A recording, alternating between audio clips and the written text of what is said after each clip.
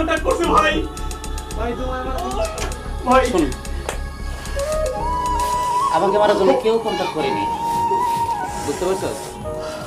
আমি যে তোদেরকে প্রশ্রয় দিয়ে দিয়ে যে খারাপ বানাইছি, ভাই কি বলো তুমি?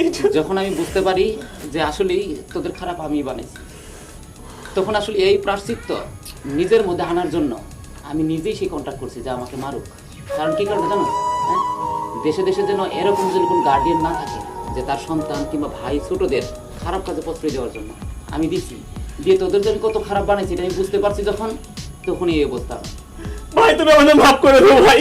আচ্ছা ঠিক আছে ভাই, আমরা আর এই কাজ করবো না কখনো। ঠিক আছে, আমরা সবাই ভালো হয়ে যাব, আমরা আবার আগের মতো ভালো হয়ে যাবো একদম। এখন শোন, সব ভাইয়েরাই চা, সব মা বাবাই চা তার সন্তান ভালো পথে মানুষ হোক। আমার মতো যারাই চাবে তাদের পরিণতি এরকম হওয়া উচিত। তাই কেউ যেন আর তোদের মতো এরকম কুলাঙ্গারকে যেন সাপোর্ট না করে।